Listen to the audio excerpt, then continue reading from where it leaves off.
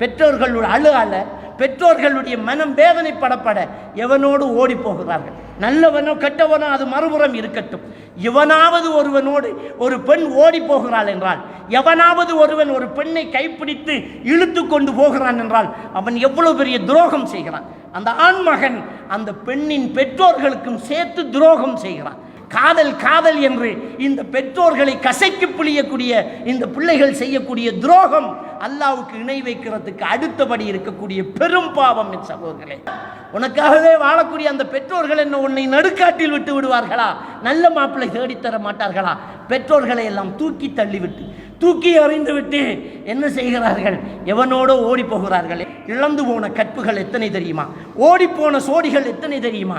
அந்நியர்களோடு 2 மாதத்தில் 62 பேர் அந்நியர்களோடு ஓடி இருக்கின்றார்கள் என்றால் எப்படி இதை ஏற்றுக்கொள்வது? சிந்தித்து பாருங்கள். காவியர்களாகவே மாறி போனவர்கள் எத்தனை பேர் தெரியுமா? 1 மாதம் 2 மாதம் பழகிய ஒரு ஆணோடு ஓடி போகக்கூடிய பெண்களை நாங்கள் பார்க்கிறோம். கேடுகட்டவர்கள், அல்லாஹ்வுடைய சாபம் அவர்களுக்கு இருக்கும். கண்டிப்பாக இந்த பெற்றோர்கள் அழுத அழுகை, அந்த பெற்றோர்கள் விட்ட அந்த முதல் நாள் விட்ட சாபம் மன்னித்து சேர்த்து அவர்கள் விடுவார்கள்.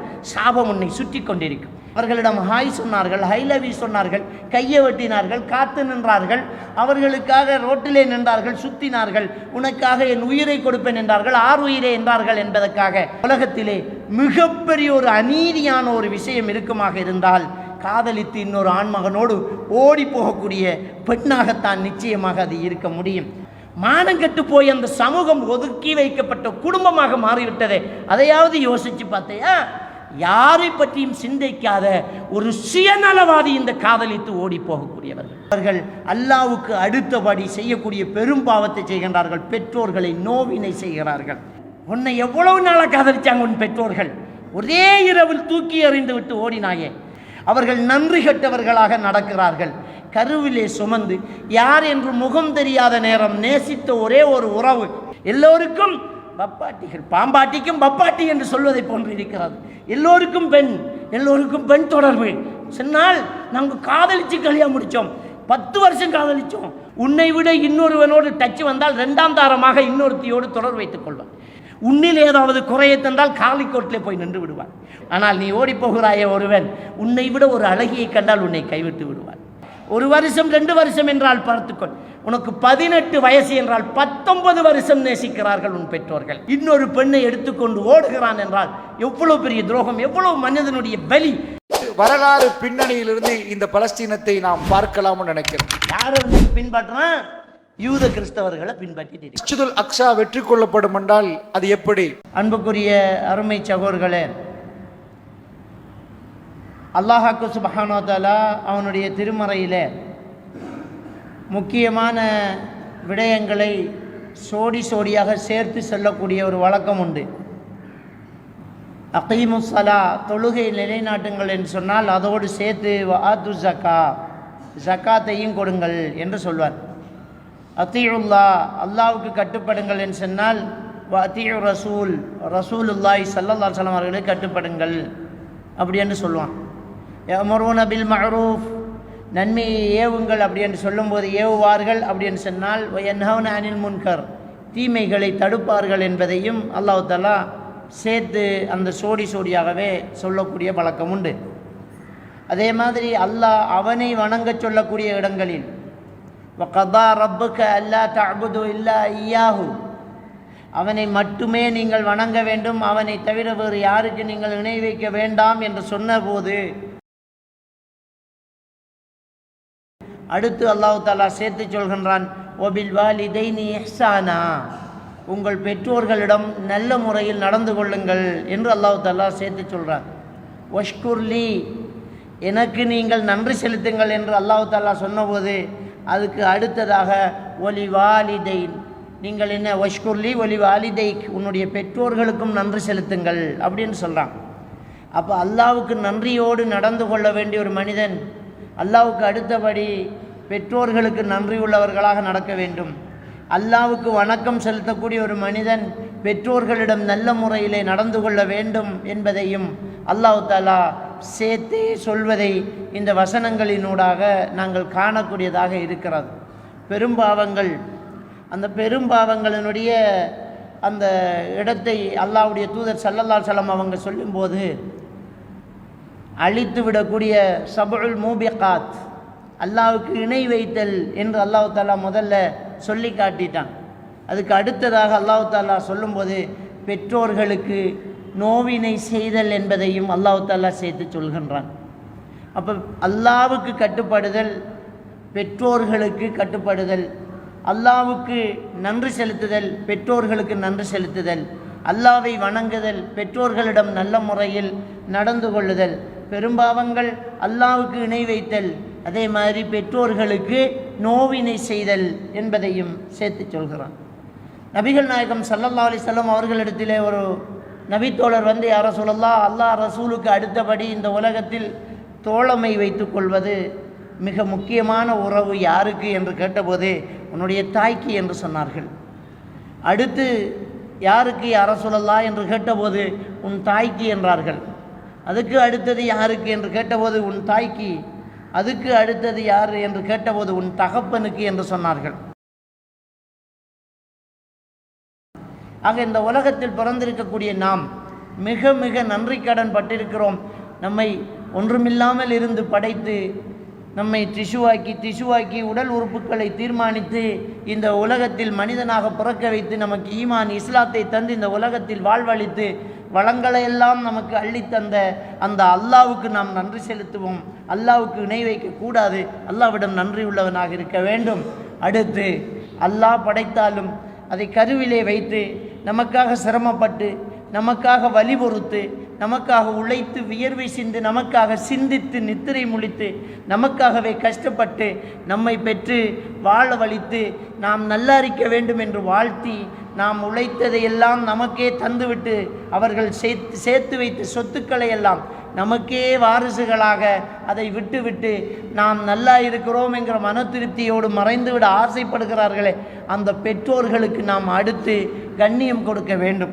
சூரத்து லுக்மான் என்கிற அந்த அத்தியாயத்திலே, உங்களுடைய பெற்றோர்கள் அல்லாஹ்வுக்கு இணை வைக்கக்கூடியவர்களாக இருந்தாலும், அல்லாஹ்வுக்கு இணை வைக்கக்கூடிய விஷயத்தில் உங்களை ஏவினால் கட்டுப்பட வேண்டாம், மற்றும்படி அவர்களிடம் நல்ல முறையில் நடந்து கொள்ளுங்கள் என்று அல்லாஹ்வுக்கு சுப்ஹானஹு வ தஆலா சொல்லி காட்டுகிறான். அல்லாஹ்வுக்கு இணை வைத்தல் மிகப்பெரிய பாவம். உன்னுடைய பெற்றோர் அல்லாஹ்வுக்கு எனக்கு இணை வைத்தால் நான் அவனை பார்த்துக்கொள்கிறேன், உன்னை பெற்றெடுத்த தாயும் தந்தையும் நல்ல முறையில் நடந்து கொள் என்றுதான் அல்லாஹ்வுக்கு சுப்ஹானஹு வ தஆலா நமக்கு சொல்லி காட்டுகிறான்.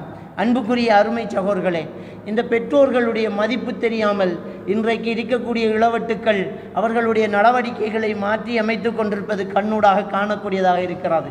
பொதுவாக இந்த திருமணத்தை பொறுத்த வரைக்கும் ஒரு பெண் திருமணம் முடிப்பதாக இருந்தால் கண்டிப்பாக ஒலிகாரருடைய சம்மதம் தேவை என்பதை நபிகள் நாயகம் ஸல்லல்லாஹு அலைஹி வஸல்லம் அவங்க சொல்லி காட்டுறாங்க. அர்-ரிஜாலு கவ்வாமூன அலன் நிஸா, ஆண்கள் தான் பெண்களை நிர்வாகம் செய்வார்கள் என்று அல்லாஹ் தஆலா சொல்லி காட்டுகிறான். அந்த அடிப்படையில் ஒரு பெண் படித்து பட்டம் பெற்ற பெரிய மேதாவியாக இருந்தாலும், படிக்காத தன்னுடைய தகப்பன் பட்டிக்காடாக இருந்தாலும், அந்த பட்டிக்காடு முடிவெடுத்தால் தான் அவளுடைய வாழ்க்கை தீர்மானிக்கப்படும் என்பது ஷரியாவின் சட்டம். லா நிக்காஹ இல்லா பி ஒலியின், ஒலிகாரருடைய சம்மதம் இல்லாமல் திருமணம் செல்லுபடியாகாது என்றார்கள். எனவே ஒலிகாரரை விட்டுவிட்டு ஒரு பெண் தனக்கு இஷ்டப்பட்ட ஒருத்தன் கைபிடித்து வாழ தொடங்கிவிட்டால் அது திருமணம் அல்ல, விபச்சாரம் என்பதை நாங்கள் எல்லாம் புரிந்து கொள்ள வேண்டும். கண்டிப்பாக ஒரு பெண்ணுக்கு ஒரு ஒலிகாரர் சம்மதிக்க வேண்டும், அஜ்னபி மஹரமி உறவு பேண வேண்டும்.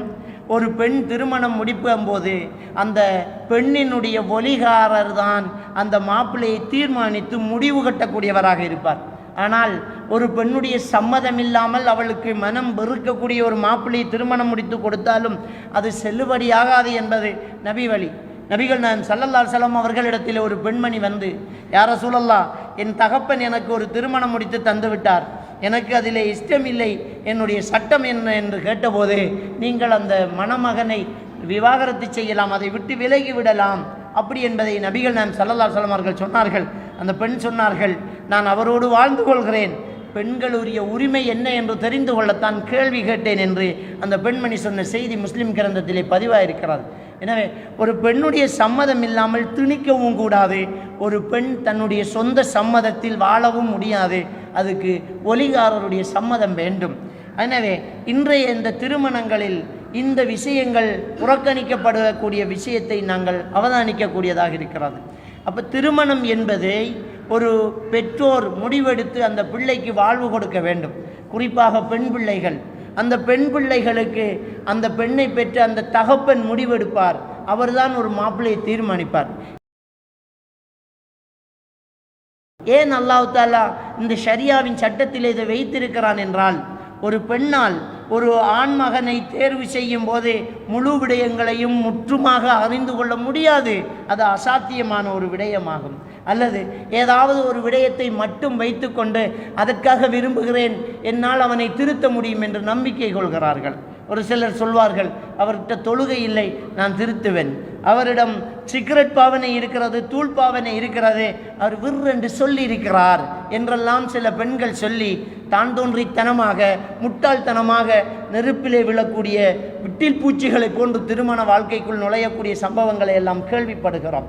அன்புக்குரியவர்களே, நபிகள் நாயகம் ஸல்லல்லாஹு அலைஹி வஸல்லம் அவர்கள் அவருடைய சொந்த சாச்சாவுக்கு ஹிதாயத்து கொடுக்க முடியாமல் போய்விடுகிறார்கள். அவருக்கு கலிமா சொல்ல சொல்லி கெஞ்சுகிறார்கள். நீங்கள் இந்த கலிமாவை சொல்லுங்கள், குல் லா இலாஹ இல்லல்லாஹ் கலிமத்துன் உஹாஜ்ஜு பிஹா யௌமல் கியாமா இன்தல்லாஹ். அல்லாஹ்விடத்தில் இந்த வார்த்தை வைத்து நான் உங்களுக்காக வாதாடுவேன், இந்த கலிமாவை சொல்லுங்கள் சொல்லுங்கள் என்று கெஞ்சினார்கள். அவர் சொல்லவில்லை. பக்கத்தில் இருந்த அப்துல்லா இப்னு உபை இப்னு என்பவரும் அதே மாதிரி அபுஜஹிலும் என்ன செய்கிறார்கள் என்று சொன்னால், அந்த அபு தாலிபிடம் நீங்கள் உங்களுடைய மூதாதையருடைய மார்க்கத்தை விடப் போகிறீர்களா, அப்துல் முத்தாலிபுடைய மார்க்கத்தை விட்டு போகப் போகிறீர்களா என்று நெச்சரித்த போது அவர் என்ன செய்கிறார், நான் அப்துல் முத்தாலிபுடைய மார்க்கத்திலேயே தான் இருக்கிறேன் என்று அவர் மரண நேரத்தில் கலிமாவை மறுக்கிறார். அல்லாஹ் தஆலா திருக்குர்ஆன் வசனத்தை இறக்கிறான், இன்னக லா தஹ்தி மன் அஹ்பப்த.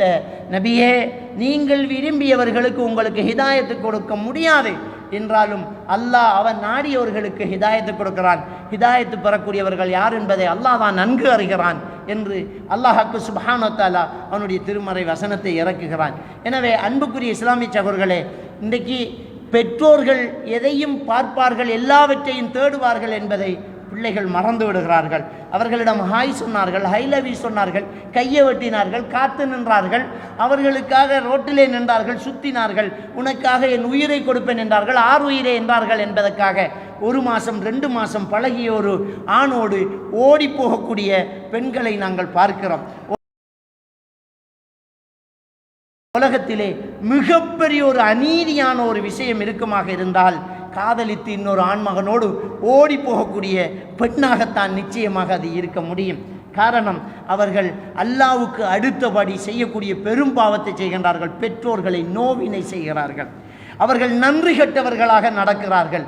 கருவிலே சுமந்து யார் என்று முகம் தெரியாத நேரம் நேசித்த ஒரே ஒரு உறவு நம்முடைய பெற்றோர்கள் என்கிற அந்த உறவுகள் மட்டும்தான்.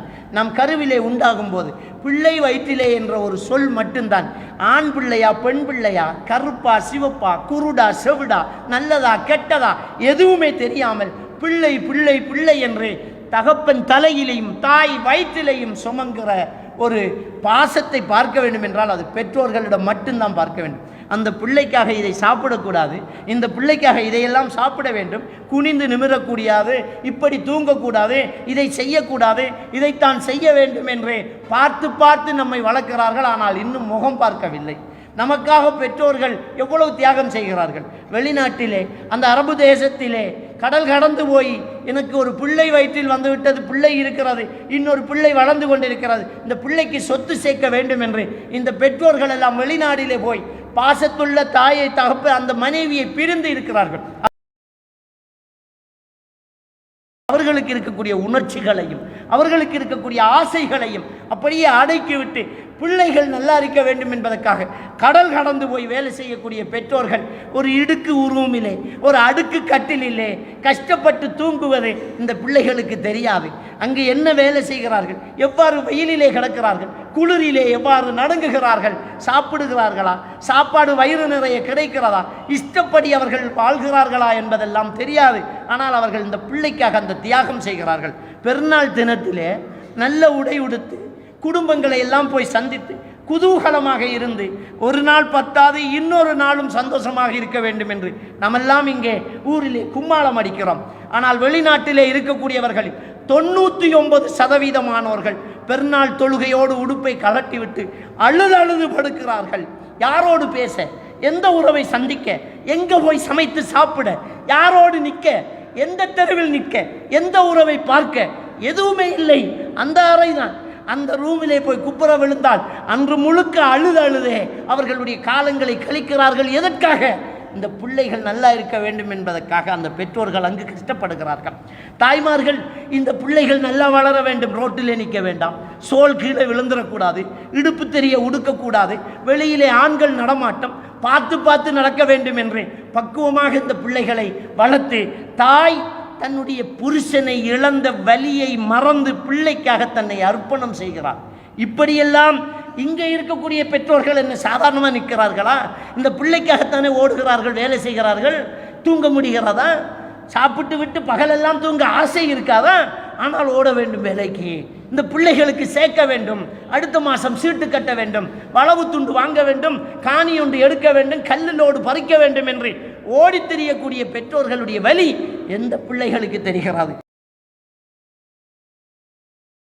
சாதாரணமாக காதலித்து விடுகிறார்கள். இன்றைக்கு இந்த கலாச்சாரம் அதிகமாக இருக்கிறது. சென்ற கோவிட்-19 பாழாப்போன ஜூம் கிளாஸை ஆரம்பித்து விட்டார்கள் கல்வியாளர்கள் என்று சொல்லக்கூடிய முட்டாள்தனமானவர்கள் என்றுதான் நான் தெளிவாக சொல்வேன். இந்த ஜூம் கிளாஸ் ஆரம்பித்ததுக்கு பிறகு இழந்து போன கற்புகள் எத்தனை தெரியுமா? ஓடிப்போன சோடிகள் எத்தனை தெரியுமா? அந்நியர்களோடு 2 மாதத்தில் 62 பேர் அந்நியர்களோடு ஓடி இருக்கின்றார்கள் என்றால் எப்படி இதை ஏற்றுக்கொள்வது? சிந்தித்து பாருங்கள். காவியர்களாகவே மாறிப்போனவர்கள் எத்தனை பேர் தெரியுமா? காதல் என்று இந்த பெற்றோர்களை கசைக்கு புளியக்கூடிய இந்த பிள்ளைகள் செய்யக்கூடிய துரோகம் அல்லாவுக்கு இணை வைக்கிறதுக்கு அடுத்தபடி இருக்கக்கூடிய பெரும் பாவம். என் சகோதரர்களே, நன்றி கட்ட தனம் என்று ஒன்று இருந்தால் அது இந்த காதலித்து ஓடி போகக்கூடிய இந்த செயலாகத்தான் இருக்கும். சகோதரர்களே, கண்டிப்பாக அல்லாஹ் சோதிப்பான். இந்த உலகத்திலே அல்லாஹ் அவர்களை தண்டிப்பான், வாழ்க்கையில் சீரழிக்கி வைப்பான். பெரும்பாலும் அப்படித்தான் நடக்கும். பெற்றோர்களுடைய பெற்றோர்களுடைய மனம் வேதனைப்படப்பட எவனோடு ஓடி போகிறார்கள். நல்லவனோ கெட்டவனோ அது மறுபுறம் இருக்கட்டும்.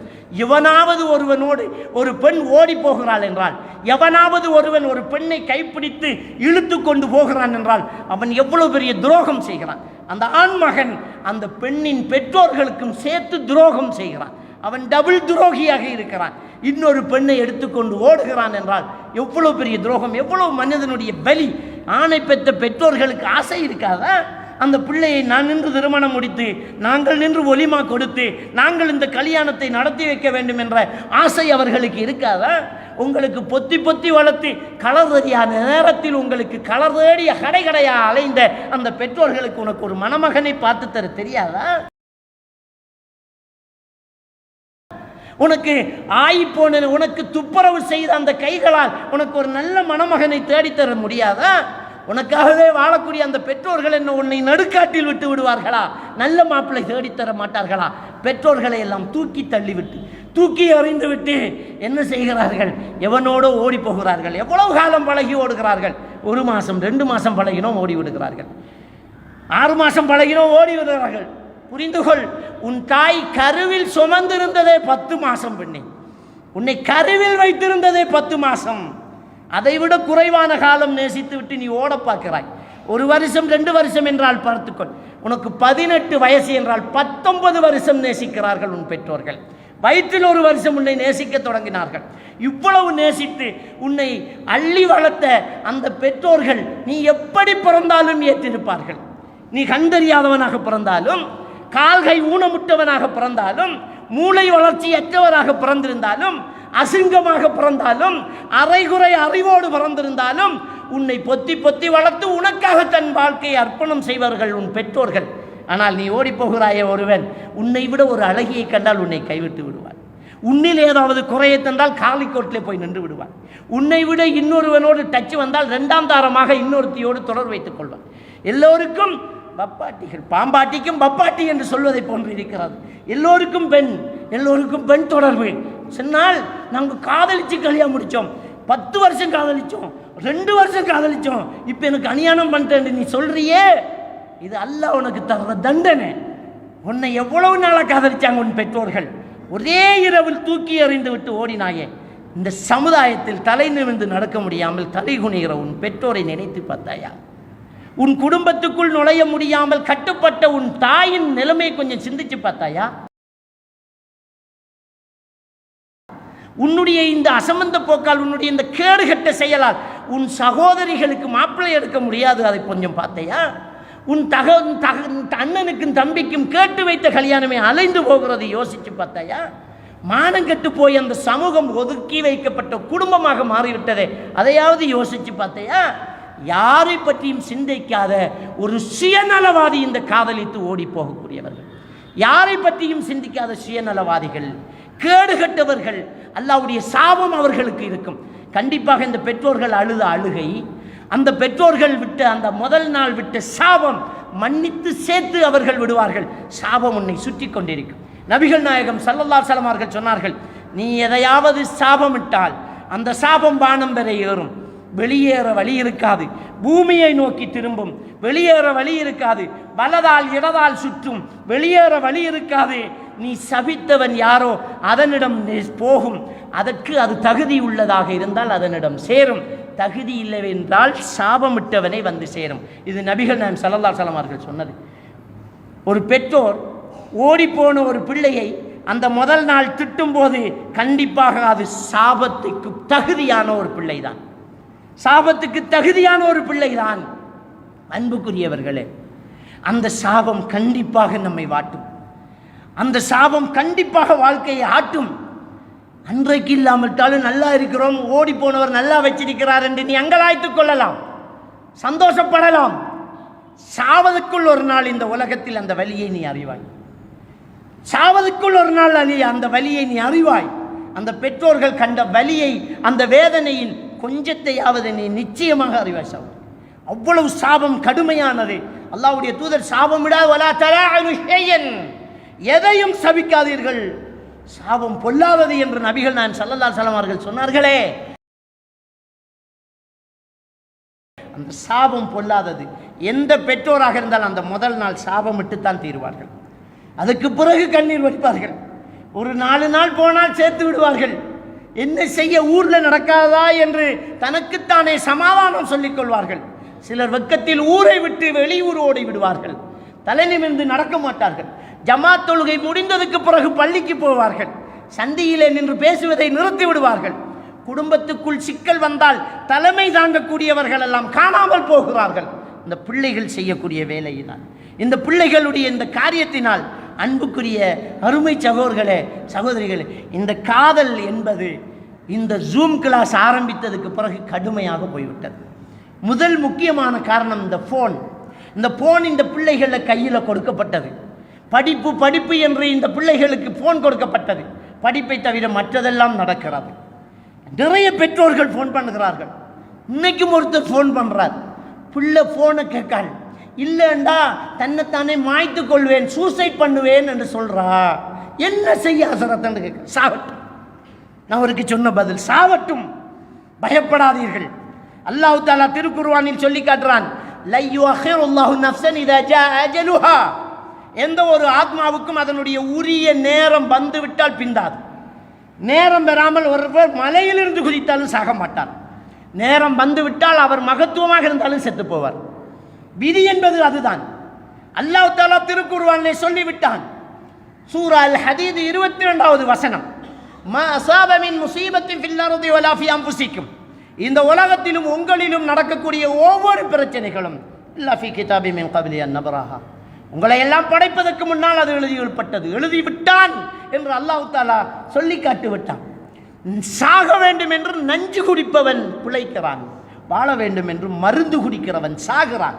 அதுதான் விதி, அதுதான் விதி.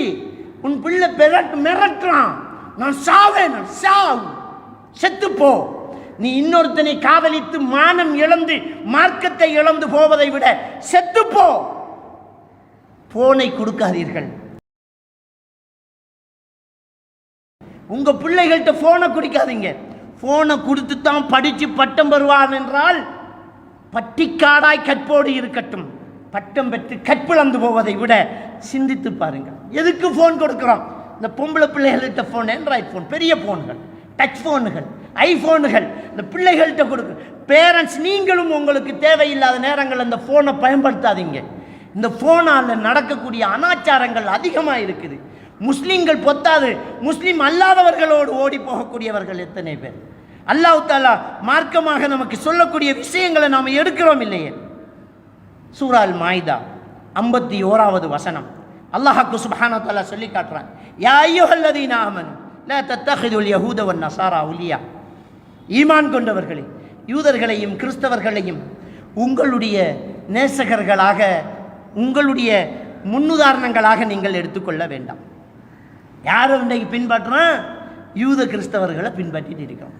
அவங்க போட்டதான் ஸ்டைல், அவங்க வெட்டினதான் முடி. நீ யாரை எடுக்கிற? அல்லாஹ் குர்ஆன்ல என்ன சொல்றான்?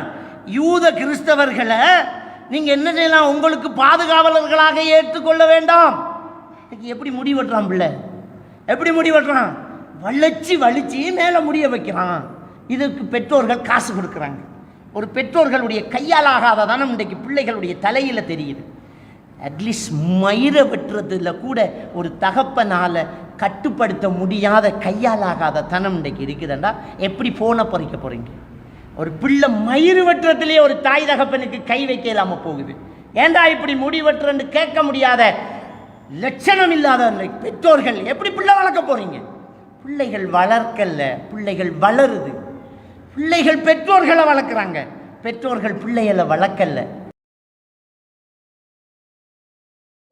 ஆவுண்டா 119 பயம் காட்டி வச்சுக்கிறான். ஆவுண்டா சட்டம் போட்டு நம்ம கலாச்சாரத்தை சொல்றது நம்முடைய கடமையா இல்லையா? நம்முடைய நாட்டினுடைய ஜனநாயக சட்டமே நம்முடைய மதத்தை பின்பற்றுவதற்கு, நம்முடைய பிள்ளைகளுக்கு வழிகாட்டுறது தானே. நம்ம பிள்ளைகள் நம்முடைய கலாச்சாரத்தை பின்பற்றதுக்கு நம்ம சொல்லிக் கொடுக்கணுமே. நீங்கள் சின்ன பிள்ளைய தூக்கி வச்சு 1 வயசு பிள்ளைக்கு கெப்கட்டு வெட்டுங்கன்னு சொன்னால் அவன் 9 வயசாகி 10 வயசாகி 19 வயசாகும்போது தடுக்க முடியுமா? சின்ன வயசுலேயே மார்க்கத்தை சொன்னீங்களா? சின்ன வயசுலேயே இஸ்லாத்தை சொன்னீங்களா? மயிறு வெட்டுறதுலேயே நமக்கு தலையிட முடியாமல் போகுது. அப்புறம் எப்படி நம்ம ஃபோனை பறிக்கிறது? அல்லாஹ் தஆலா சொல்கிறான், யூத கிறிஸ்தவர்களை உங்கள் பொறுப்புதாரிகளாக இருக்க வேண்டாம். பாதுஹும் அவுலியா பாத். உங்களை எதிர்க்கிற விஷயத்தில் அவர்களுக்குள் எதிரிகளாக இருந்தாலும் சமாதானமாகிக் கொள்வார்கள். நம்மளை எதிர்க்கிறதுக்கு அவன் 2 பேரும் கையை கோத்துக்குவான். ஒமையத்தவல்லஹும் மின்கும் ஃபஇன்னஹும் மின்ஹும். அவர்களை உங்களில் யாராவது பின்பற்றினால் கண்டிப்பாக அவன்களை சார்ந்தவர்கள்தான். இன்னல்லாஹ லா யஹ்தி கௌமல் ஸாலிம். நிச்சயமாக அல்லாஹ் தஆலா அநீதி செய்யக்கூடிய சமூகத்துக்கு நேர்வழி காட்ட மாட்டான்ங்கிறான்.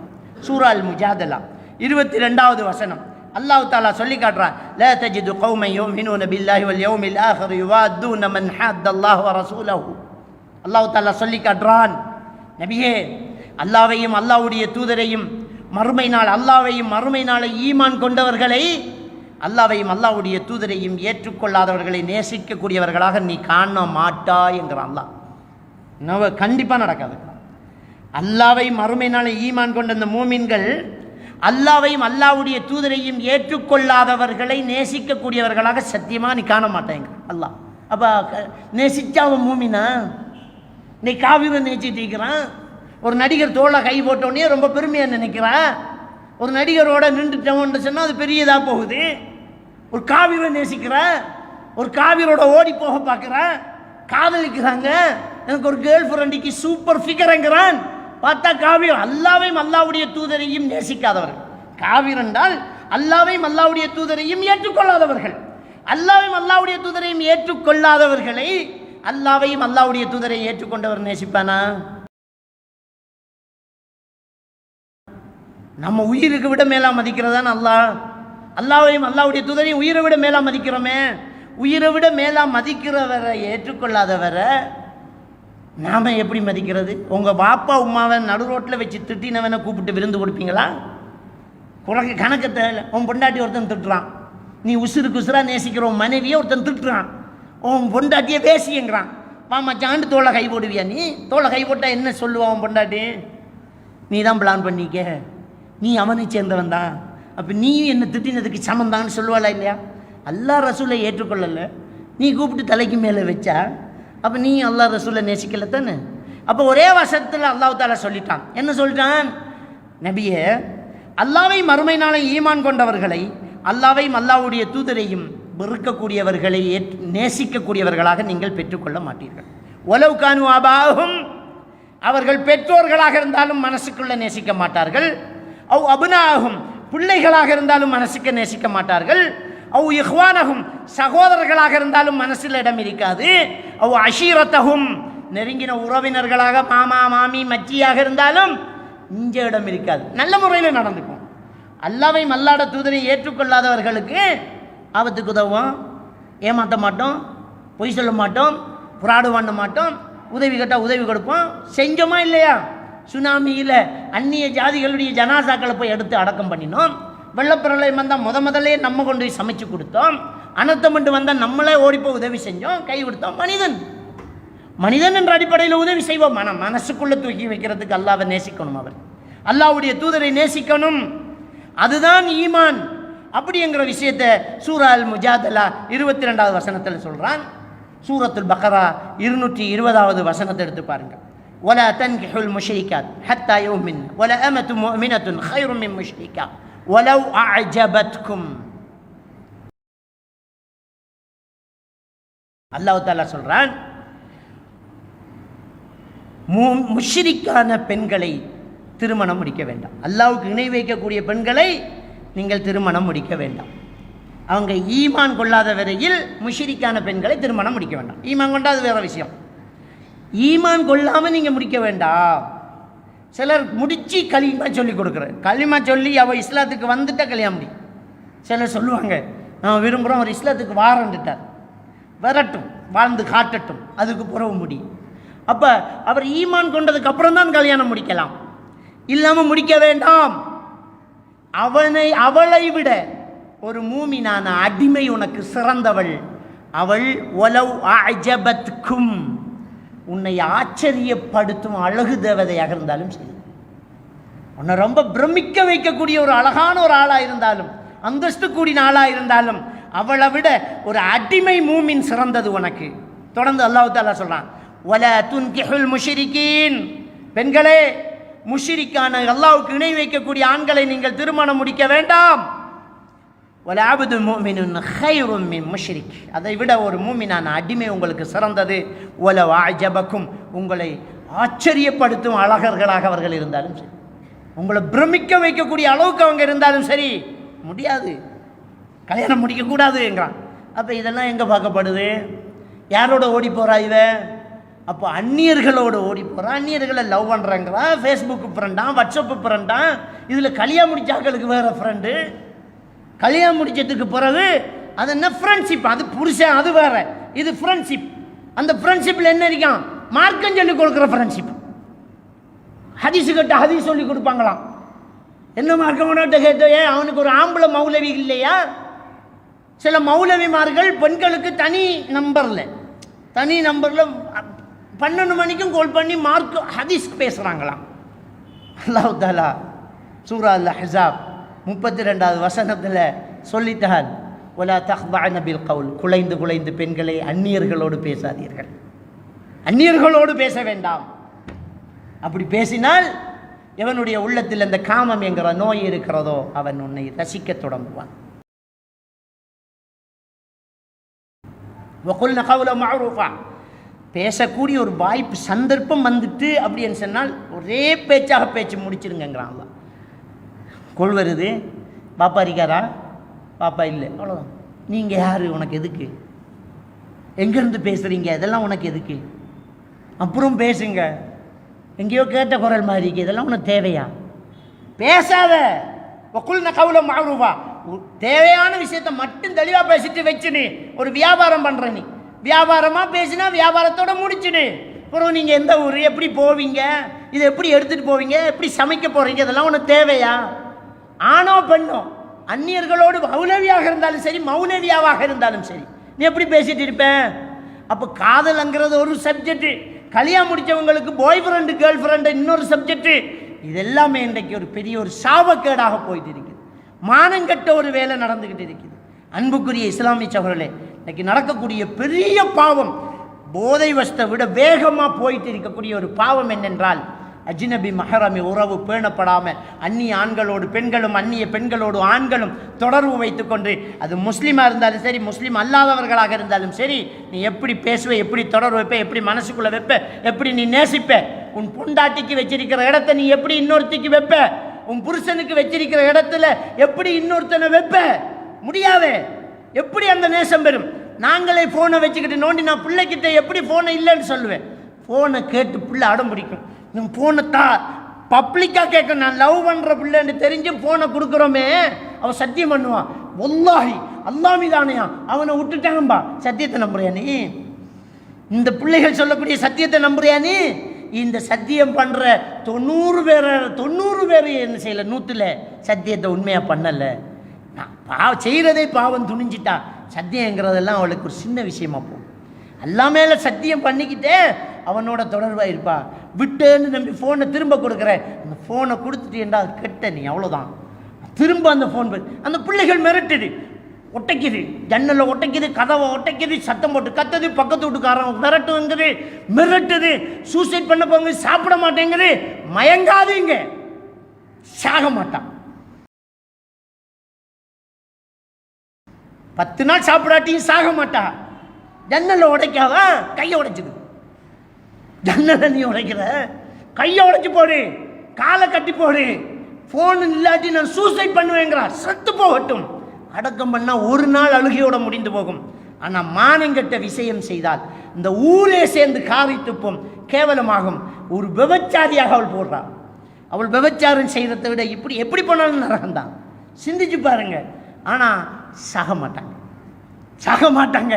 ஏன் சாக மாட்டாங்க தெரியுமா? அல்லாஹ் சொல்லிட்டான், நேரம் பெறாமல் ஒருத்தர் உயிர் போகாது.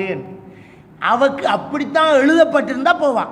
அதை நீ தடுத்தாலும் சூசைட் பண்ணும், நீ பிடிச்சாலும் சூசைட் பண்ணும், அது நல்லா இருந்தாலும் சூசைட் பண்ண. அது அப்படித்தான் எழுத்து.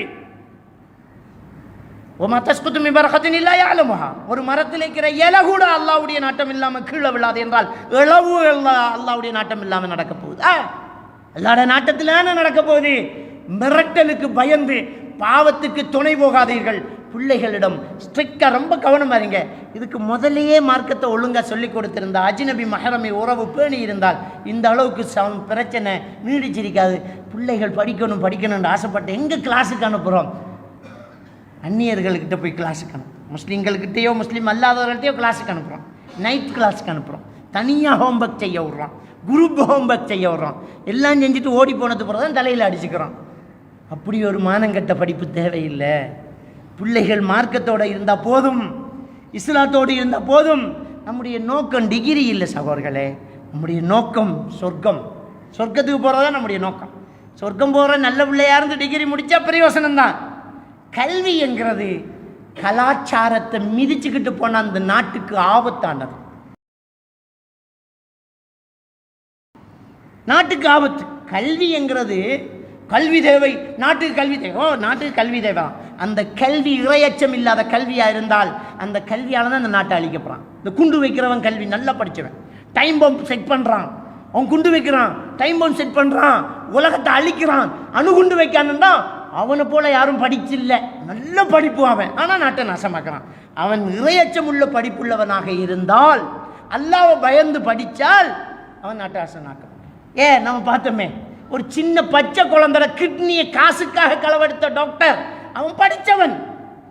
இந்த ஊரெல்லாம் ஒரு பட்டம் எடுத்துச்சே, பிடிக்க முடிஞ்சுத, எஸ்கேப், நாட்டை விட்டு போய்த்தான். படித்த டாக்டர், கிட்னி மாற்று சிகிச்சை செய்யக்கூடிய பிரபலமான ஒரு டாக்டர், ஒரு சின்ன பிள்ளையோட கிட்னியை காசுக்காக களவெடுத்து வித்து போட்டு பை மிஸ்டேக்குங்கிறான். என்னடா பை மிஸ்டேக்கு? நீ படித்த அதனால திருடின. இதை சாதாரணமான ஒருத்தன் சொல்லுவானா? ஆல்பர்ட் ஐன்ஸ்டீன் அன்று சொன்னான், மிகப்பெரிய கல்வியாளன், the science without religion is lamp என்று தான் சொன்னான். கலாச்சாரம், மார்க்கம் இல்லாத கல்வி, சயின்ஸ் முடமானது என்று தான் சொன்னான். அவ்வளவு உச்சகட்டத்தை அடைந்தவன் சொன்னான், அது முடமானது அப்படின்னு சொன்னான். கல்வியில் உச்சகட்டத்தை அடைஞ்சவன் சொல்றான், இறையச்சம் இல்லாட்டி கல்வி நாசமாக்கும் என்று தான் சொன்னான். அன்புக்குரிய அருமை சகோதரர்களே, படிக்கணும் பிள்ளைகள், ஆனால் கலாச்சாரத்தை, மார்க்கத்தை விடக்கூடியவர்களாக பிள்ளைகளை நம்ம கைவிடக்கூடாது. இன்றைக்கி சமுதாயத்தில் விபச்சாரம் அதிகமாகிட்டு, ஆண் பெண் தொடர்புகள் கூடிக்கிட்டு, இந்த காதல் காதல் காதல் என்றுக்கிட்டு சீரழிஞ்சிட்டு போகிறதுல ஒரு முக்கியமான காரணத்தை முதல் உரையில் நான் சொல்லியிருந்தேன். நம்ம ஃபோனை கொடுக்குறோம், அஜ்னபி மஹரம் உறவு பேண்டரம் இல்லை ஒன்று. இன்னொரு காரணம் ஒன்று இருக்குது, அது நாம் பெற்றோர்கள் விடக்கூடிய தவறு. நம்முடைய பிள்ளைகள் வயசுக்கு வரக்குள்ள கல்யாணம் முடிச்சு கொடுத்துரும். பொம்பளை பிள்ளையில் மட்டும்தான் அதை நினைக்கிறோம், ஆம்பளை பிள்ளையில் ஏன் நினைக்க மாட்டேங்கிறோம். அவன் அனுபவிக்க வேண்டிய வயசில் அவன் அனுபவிச்சுட்டு போகணும். ஆணோ பெண்ணோ அந்த வயசு விறக்கோல நம்ம அந்த பிள்ளைகளுக்கு கல்யாணம் முடிச்சுக்கோ. ஏன்டா அந்த வயசுல இருந்தால் நாம் வந்த நமக்கு தெரியும் எவ்வளோ கஷ்டம். அந்த பிள்ளைகளுக்கு அந்த வயசில் கல்யாணத்தை முடிச்சு கொடுத்தால், கல்யாணம் இலேசானால் விபச்சாரம் நடக்காது. எங்கே திருமணம் கஷ்டமாகுதோ அங்கே விபச்சாரம் நடக்கும். சீதன கொடுமை அதிகமாகிட்டு இருந்தால் என்ன செய்வான்? கல்யாணம் முடிச்சுக்கணும். 4 தங்கச்சிக்கு வீடு கட்டணும். அவன் உழைச்சி 30 வயசாகும், அவனால் முடியாது, அதனால் தப்பு பண்ணுவான். எனவே கல்யாணத்தை சிம்பிளாக்கி ரொம்ப இலகுவாக நாம் நம்முடைய பிள்ளைகளுக்கு நல்ல அந்த வயசிலேயே திருமணத்தை முடித்து கொடுத்துட்டோம் என்றால் பாவங்கள் குறைவாகும். அடுத்தது ஆரோக்கியமான குழந்தைகள் கிடைக்கும். ஆரோக்கியமான ஒரு வயது முதிர்ந்தவருக்கு குழந்தை வளர்க்குறத விட இளமையானவர் குழந்தை வளர்க்கும் போது அந்த குழந்தை ஆரோக்கியமாக வளருது. நான் சயின்டிஃபிக்கலாக பேசலை, சைக்காலஜிக்கலாக பேசுகிறேன். ஒரு இளமையில் உள்ளவன் ஒரு குழந்தையை பெற்றெடுக்கிறான் என்றால் அந்த பிள்ளையை அவன் வளர்க்குற விதமும் ஒரு முதியவர் வளர்க்குறதுக்கும் வித்தியாசம். பிள்ளையோட பெற்றோர் ஓடுவார், என் பிள்ளையோட நானும் ஓடுவேன். ஆனால் நான் வயசு போனவனாக இருந்தால் கொஞ்ச நேரத்தில் களைத்து போவேன். களைப்பு வழங்காது. போதும், கையை காலை கழுவு, பா, இதுக்கு மேலே வேணாம்னு பிள்ளையை கண்ட்ரோல் பண்ணும். இப்போ நம்மட முடியாது இல்லை, நாம் என்ன நினைக்கிறோம், நமக்கு முடியாத வச்சு அதுக்கு முடியாதுன்னு நினைக்கிறோம். ஆனால் ஒரு இளமையிலேயே ஒரு தகப்பன் என்ன செய்வான், அவன் குழந்தையோடையே விளையாடுவான், ஓடுவான், அதுக்கு மேலே நிற்பான். அவனால் குழந்தைய ஆரோக்கியமாக வளர்க்க முடியும். இது விளையாட்டில் மட்டும் இல்லை, எல்லா விஷயத்திலையும் தான் வினையாகாமல் இருக்கும். இளமையில் திருமணம் என்பது ஆரோக்கியமானது தான். அது உளவியல் ரீதியாக பிள்ளைகளை நல்ல ஒரு விஷயத்தில் கொண்டு வந்து சேர்க்கக்கூடியது தான்.